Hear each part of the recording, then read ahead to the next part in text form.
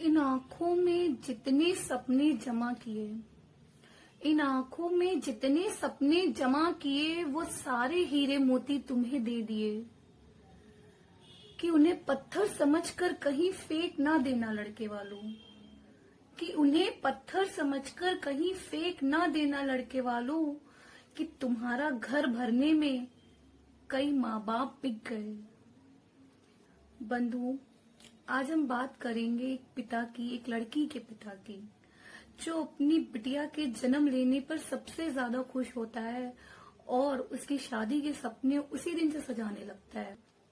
वो अपनी बिटिया के लिए कितने अरमान सजाता है, क्या क्या नहीं करता है,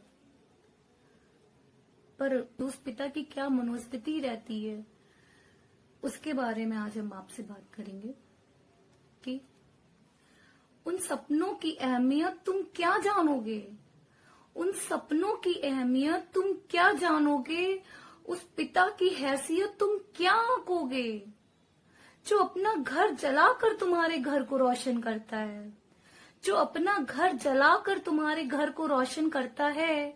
उसके त्याग की पराकाष्ठा तुम क्या मापोगे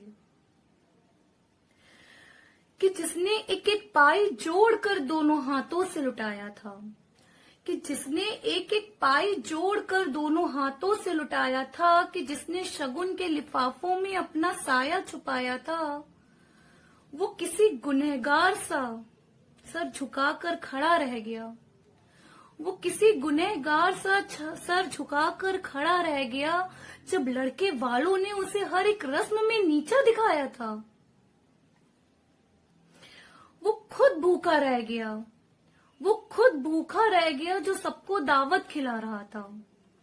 वो खुद भूखा रह गया जो सबको दावत खिला रहा था। वो खुद ठंड खाता रहा जो सबको शॉल उड़ा रहा था। अपनी बिटिया की शादी में उसे खुद की खबर ही कहाँ थी, अपनी बिटिया की शादी में उसे खुद की खबर ही कहाँ थी। वो खुद संवर न पाया जो सबको सजा रहा था। वो हाँ जी करता रहा उन्हें खुश करने को, वो हाँ जी करता रहा उन्हें खुश करने को। वो एक पैर से दौड़ता रहा उन्हें खुश करने को। वो हाँ जी करता रहा उन्हें खुश करने को। वो एक पैर से दौड़ता रहा उन्हें खुश करने को। मेरी लाडो शान से जिए अपने ससुराल में, मेरी लाडो शान से जिए अपने ससुराल में। तो वो तिल तिल कर मरता रहा उन्हें खुश करने को। उस एक शुभ दिन के लिए अनगिनत रातें कुर्बान हो गई और उसकी बिटिया की खुशियां ही उसका अरमान हो गई। जिन आंखों में अपनी बेटी के घर बसने की चमक थी, जिन आंखों में अपनी बेटी के घर बसने की चमक थी, बेटी के विदा होते ही वो आंखें वीरान हो गईं। इस दुनिया की रीत ने उसे मजबूर कर दिया, इस दुनिया की रीत ने उसे मजबूर कर दिया और इसलिए एक पिता ने अपनी जान को खुद से दूर कर दिया। मेरी लाडो को कभी कोई तंग ना करे उसकी ससुराल में, मेरी लाडो को कभी कोई तंग ना करे उसकी ससुराल में। वो खुद खाली हो गया और लड़के वालों का घर भर दिया।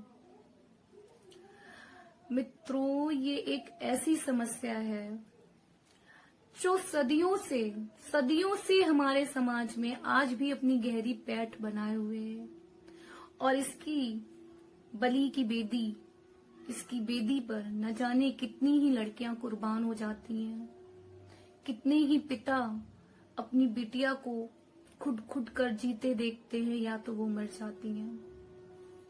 ये मेरा एक छोटा सा प्रयास है, ये मेरा एक छोटा सा प्रयास है और अगर आपको कहीं ये लगता है, कहीं ये कविताएं छूती हैं, ये पंक्तियां छूती हैं, तो प्लीज आप अपने स्तर से प्रयास जरूर करिएगा और आपका एक छोटा सा प्रयास भी इसमें बदलाव जरूर लाएगा। यही हमें आपसे कहना है। नमस्कार।